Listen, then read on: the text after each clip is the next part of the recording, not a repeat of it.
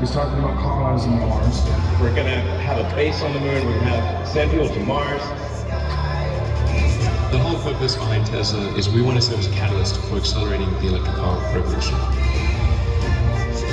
You want to send your car into outer space? No. That was a rumor? No, it's true.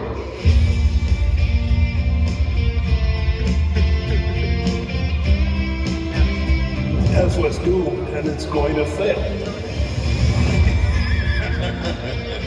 The electric automaker now valued at more than $1 trillion. What's the actual biggest failure that you've gone through to get to where you are? We blew up 3 rockets in the beginning.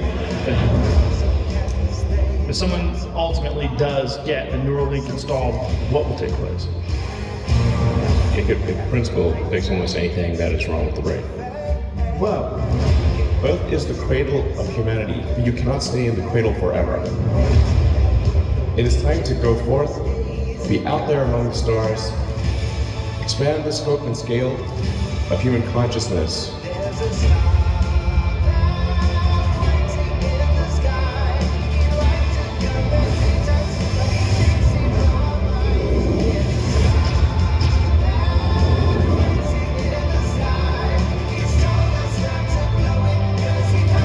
I find that incredibly exciting. That makes me glad to be alive. I hope you feel the same way.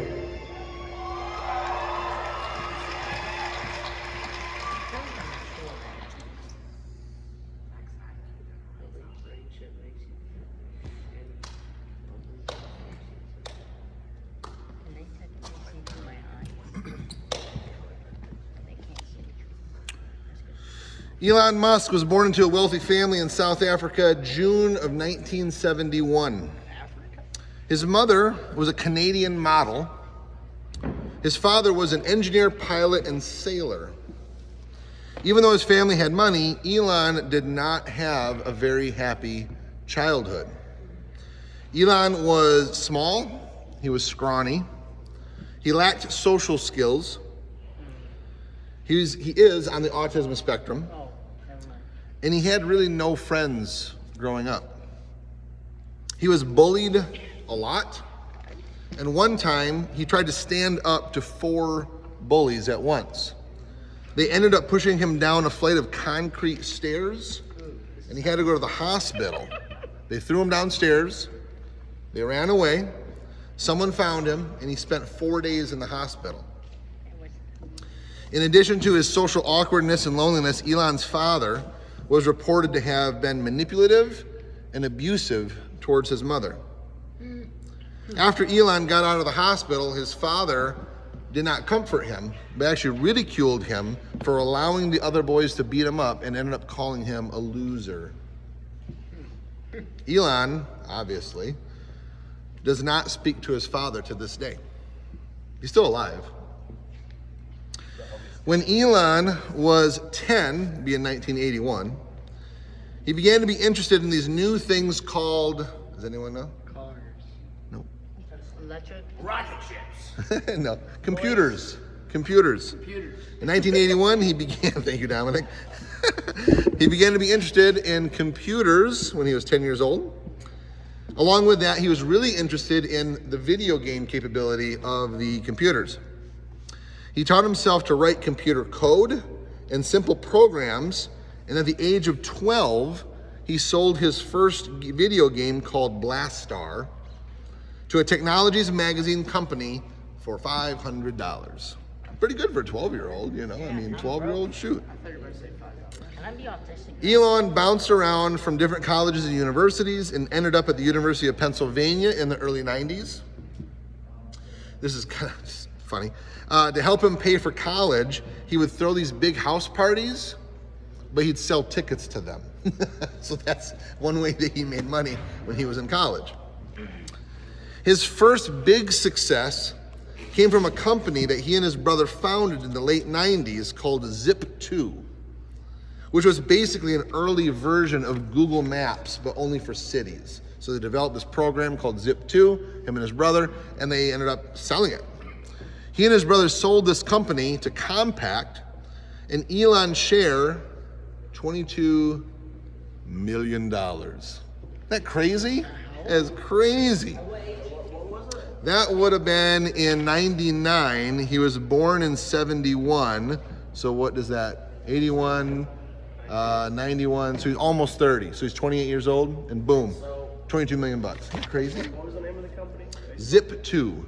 Zip2, it was kind of like Google Maps, but it was for cities, basically. And then that was in February of 99. The very next month, March of 99, basically Elon took that money and he founded X.com, which would become, does anyone know what it became? No, not Twitter.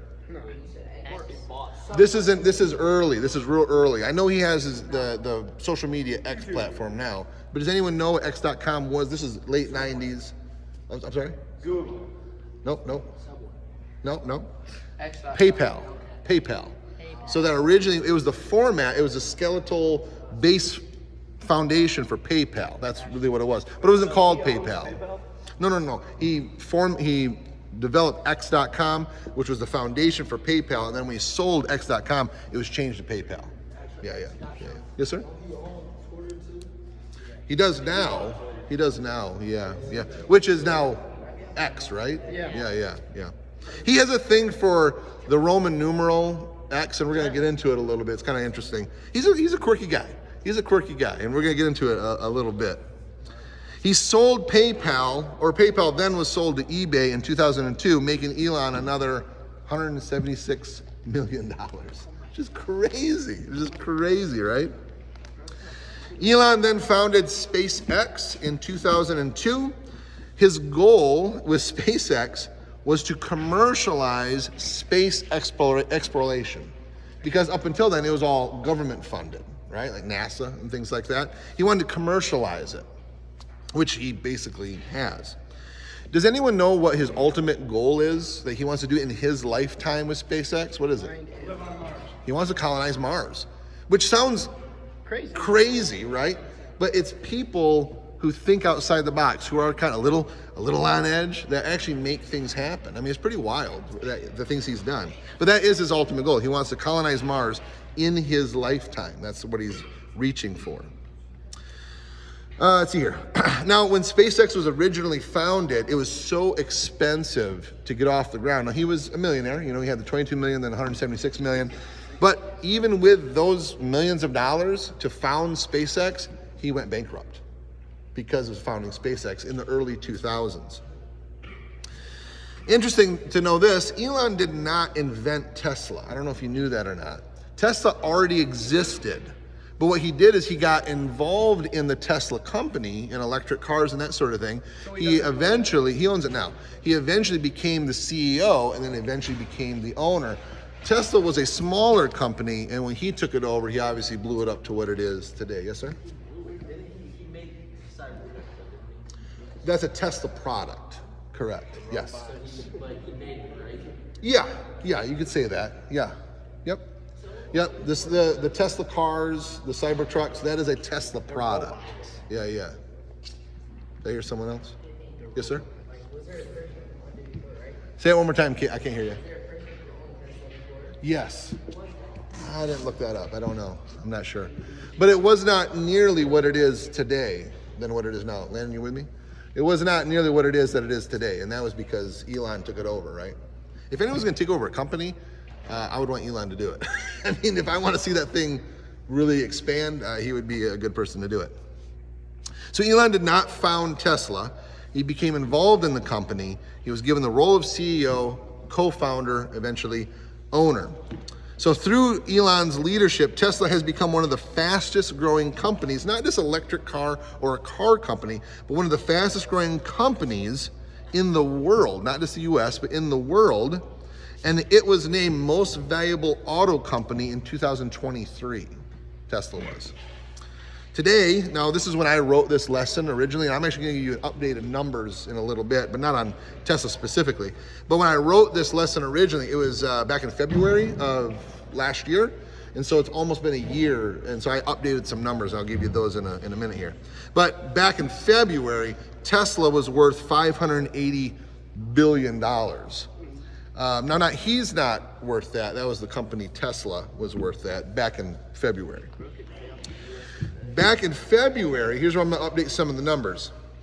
Back in February of 2024, yeah, right, this is 25. Yes, thank you. He was not the richest man in the world back in February 2024. Oh, I'll tell you, I promise. I'll tell you. I'm getting there. Elon, at that time, was the second wealthiest person in the world, worth about 200 billion himself, back in February. I'm going to give you updates, which is going to be crazy here in a minute. He was the second. The first richest person back in February, listen up, was a guy named Bernard Arnault. Who is that? And he was a guy from France, and I can't remember what company he had, but he was a guy from France. He was the #1 richest person in the world back in February. Then it was Elon. Then someone said Jeff Bezos' name. Jeff Bezos was number 3, and Mark Zuckerberg was number 4. Okay. Mark Zuckerberg is an Back in February, Bernard Arnault. I had neither. That was originally written back in February. Okay. Let me give you the updated numbers. Right. So back in February, Elon was worth 200 billion. Right. Today, I looked it up today. Okay, just to make sure I have my numbers right, which I'm glad I looked them up. Today, Elon is #1. He is the most wealthy person in the world. Back in February, he was worth 200 billion. Give me a guess of what you guys think he's worth today. Give me a guess, JJ. And it's in billions, obviously. It was 200 billion, 700 billion. What do you think, guys? Give me a billions number that you think is worth today. 600 billion. Okay, 600. What do you think? 560. Okay. Billion. 800. Okay. So back in February, he was worth 200 billion. Today, he is worth 425 billion dollars. So he more than doubled his value in less than a year. Who was closer? That's insane. I don't know. Someone said 500 and something earlier. Then second now is Jeff Bezos. Third is Mark Zuckerberg, and our French guy went down to 5th. Who's the 4th then? I didn't write it down. I'm sorry. I didn't write it down. He's wealthy, but he's not even top 50. Yeah. No, I don't think so. No. He's in like the top. Maybe 100. You think top 50? Maybe. All of his wealth, like the money he gives away in his videos isn't his own. It's like Yeah, it's sponsors and stuff and whatever. Yeah. So I just thought it was interesting. I'm glad I looked up the numbers. So he is #1 and by far, and mainly because of Tesla just growing like it did, and the SpaceX explorations and stuff has really bolstered him as well. Let me give you some unusual facts about Elon. So I'm going to go unusual facts, then I'm going to go some life lessons, and then we'll get on with the pay attention prize. Y'all paying attention, right? Huh? What? Yeah, I can get out of here. All right, unusual facts about Elon. Here we go. When Russia invaded Ukraine, you remember a couple years ago when Russia invaded Ukraine, the whole war thing? It is. Elon put 20,000 of his Starlink satellites over Ukraine to give internet and communication to 20,000 of his Starlink satellites right over Ukraine. Yeah, I almost did, I'm sorry. So 20,000 of his Starlink satellites over Ukraine to give free internet and communications. He did not disconnect Russia's internet or communications because Elon is what you could call a free speech absolutist. He believes in free speech so much that even if he disagrees with you or if it's hate speech or whatever, he says everyone should have the right to say what they want to say in the appropriate time and manner. So he didn't shut down Russia. He could have. He didn't shut down Russia's communication, but he did give aid to Ukraine in that way. That was interesting. I thought that was pretty interesting. Another interesting fact about Elon, when Robert Downey Jr. was preparing for his role of Tony Stark in Iron Man and the Iron Man and Avengers movies, he met with Elon. I said Tony Stark. Robert Downey Jr., thank you. Robert Downey Jr. met with Elon because he wanted to model Tony Stark after Elon Musk. And then when you think about the Avengers and the Iron Man movies, you can kind of see it. You can kind of see how he's kind of like that, kind of quirky, but kind of a super genius kind of thing. So that's what Robert Downey Jr. modeled Tony Stark after, was Elon. And Elon made a cameo appearance in, I think it was Iron Man 2. Yeah, because that was when they're doing the Formula One racing with the electric whip guy. Yeah, that was Iron Man 2, right? Yeah. And Elon does a cameo that he's in a restaurant with him or something, and he shows up in the movie. So that was kind of funny. Okay. Speaking of superheroes, Elon's my style. He loves X-Men. The X-Men comics, the X-Men movies, that sort of thing. And so whenever Tesla, the factory, gets a new robot, like a robotic arm or an automated thing or something, he names it after an X-Men character like Magneto or Cyclops or Wolverine or whatever. And he even has like a name plaque put on the robot, right, of whatever the X-Men character is. So I thought that was kind of funny. Oh, we could do X-Men character for... That's a good idea, actually. Where's my pen? I'm gonna write that down. Maybe X-Men? That's good. X-Men character. Yeah, that's a good idea, actually. Okay. So here's some of the things he's got this weird thing about the Roman numeral X, or the number 10. Elon has 11 children. He would have had 12, but one died in infancy. He had SIDS, the sudden infant death syndrome. He would have had 12. Someone said he needs to chill. But he has 11 children, and some of them have interesting names. And here's some of the interesting names. One name, these are real names. Okay, I didn't make them up. I'm just letting you know what they are. Isn't one of them like Technomechanicus. What? Okay, I think that's a boy. No, I think it's a boy. him. Like, Another name is, see if I can get this right, Exadark-Sidriel. Okay. That actually means, I looked it up, what that means is Exa, it's EXA, is a supercomputing term that computers do.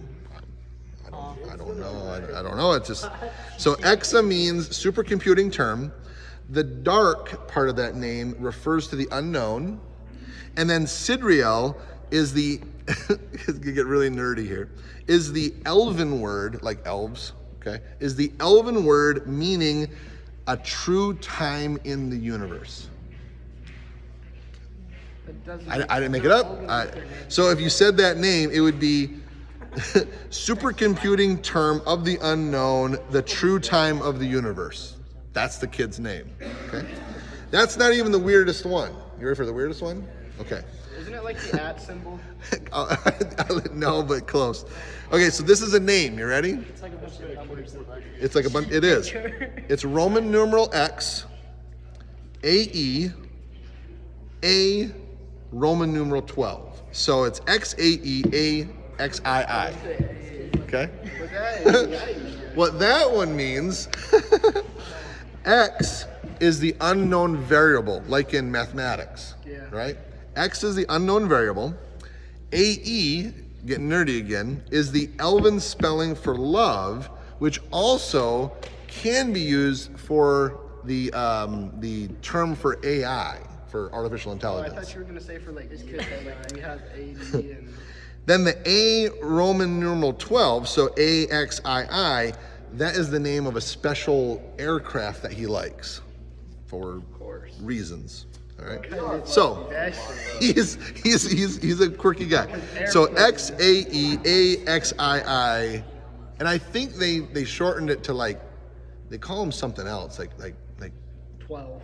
No, it's something. It's like Tau or something. They call him something. Anyway, those are a few of his kids' names, which is kind of interesting. You know, my kids are named River and Lake, right? Most of you guys know that. And so like River's never complained about his name, but my daughter Lake is like, why'd you name me Lake? Because it's cute. I like it. Lakey. I call her Lakey. Because you look like a lake. Yeah. you get a big Yeah. And he's like, at least I didn't name her Exadark-Sidriel, you know. 12. All right. Name her the period. All right, life lessons. You ready? Life lessons. Life lessons from Elon Musk. Number 1, when life gets tough, you get tougher. That's what he would say. When life gets tough, you get tougher.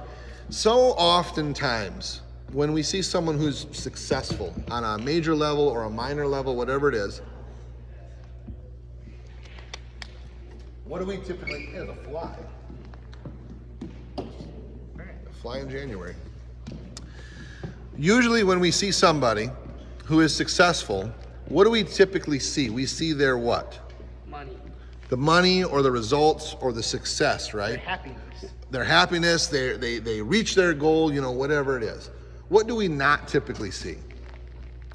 If someone's successful, minor or major, what do we not typically see? Their failures. The failures, the hardships, the junk they had to go through. I had this on a minor level. When I built my house in Alaska, it was a nice house. It was big, it had a nice view, it had a nice big deck, you know, I mean, it was what I wanted, right? People who met me after it was built, all they really saw was, oh, Rodney has a nice house, right?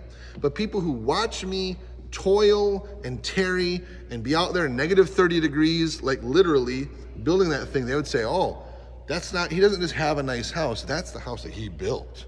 I mean, there's a big difference there.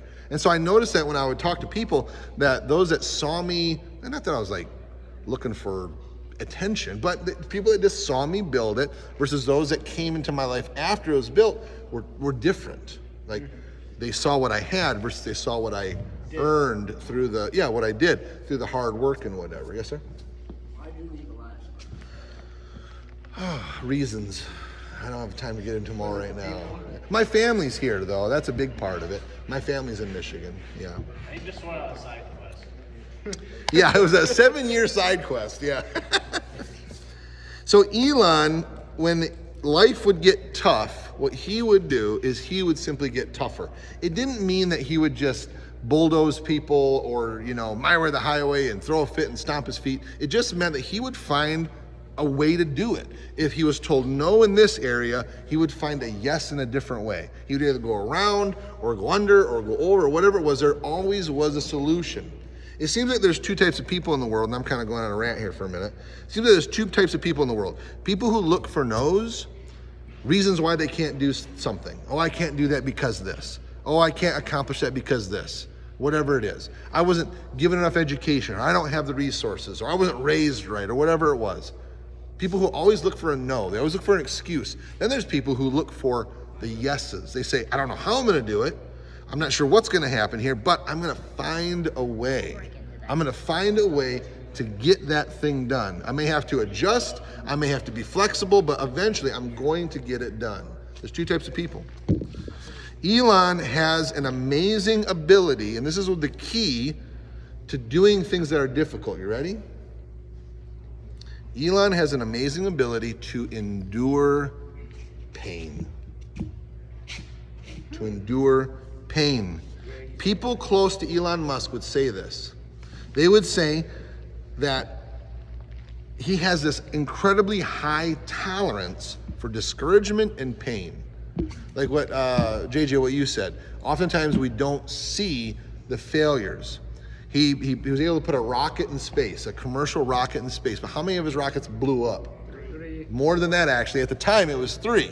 But there was a lot more. There was some that he was trying to get him to land back down, and like one after another would come down and it would touch, but then it'd fall over, or it wouldn't grab onto the tower right, or something.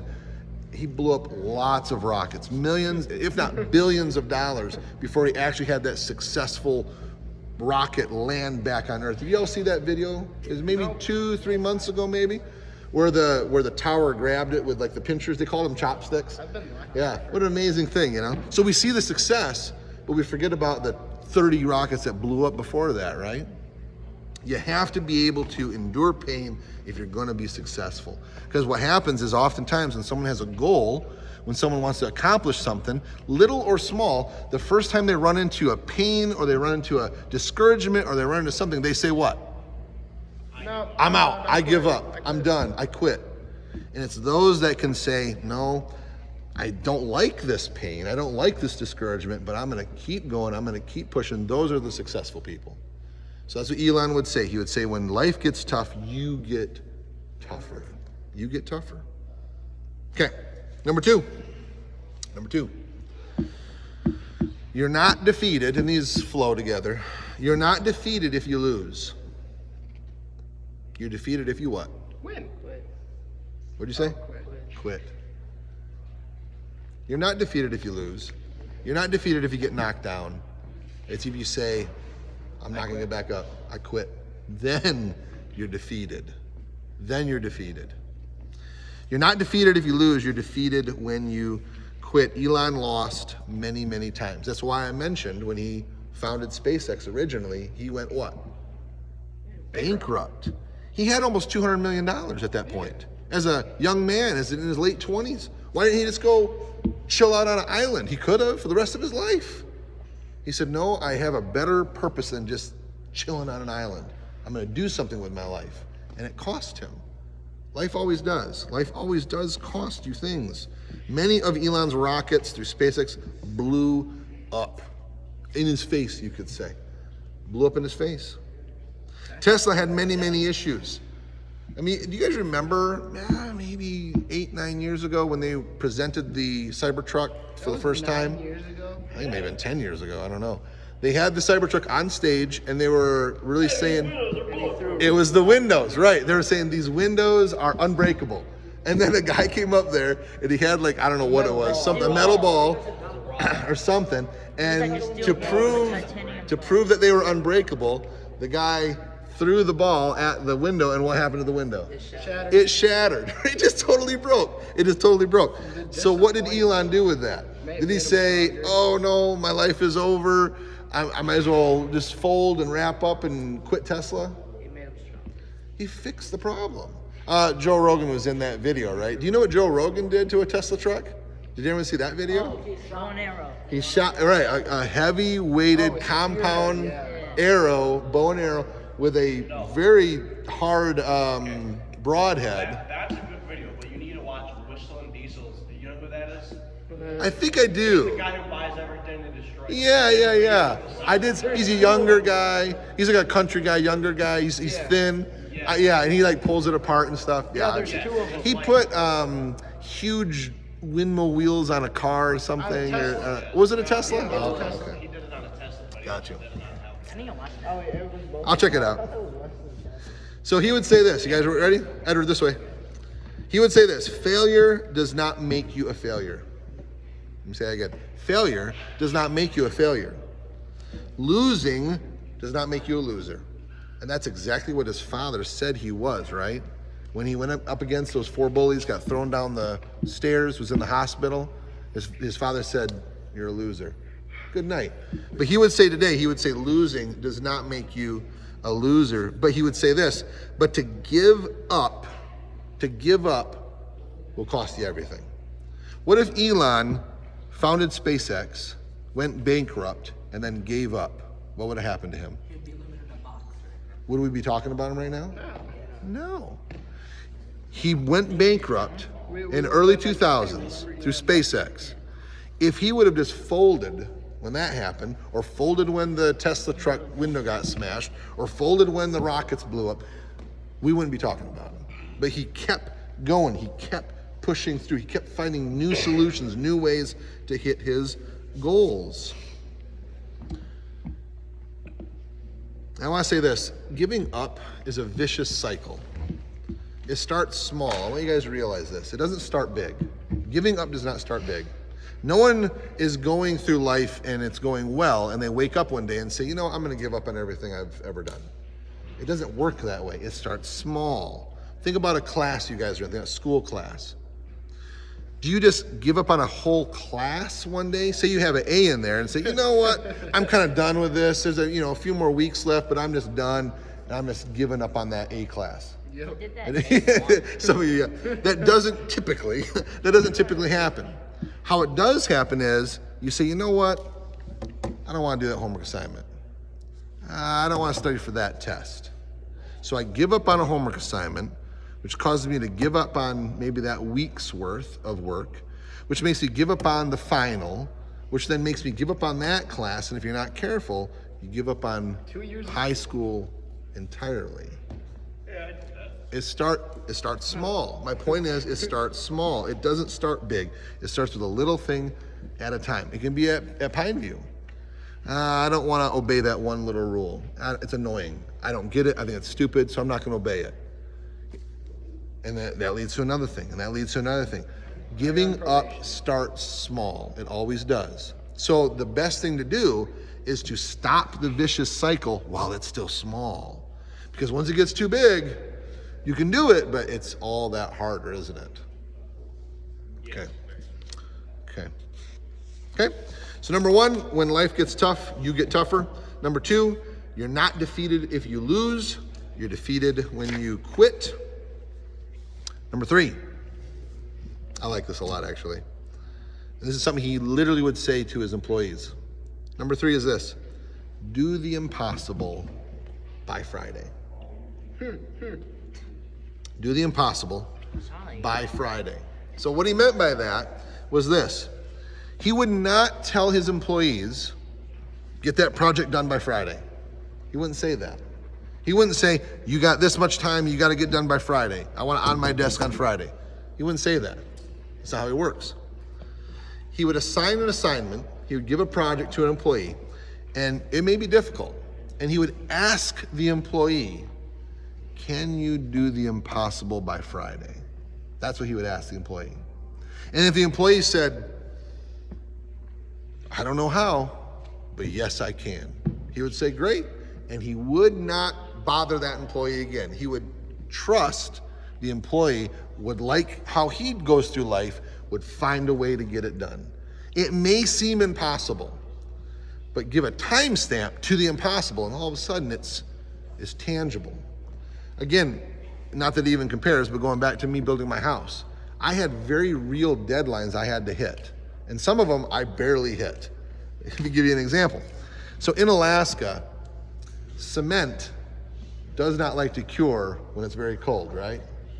So the concrete companies, do you think they're open year round? No. They are not open year round.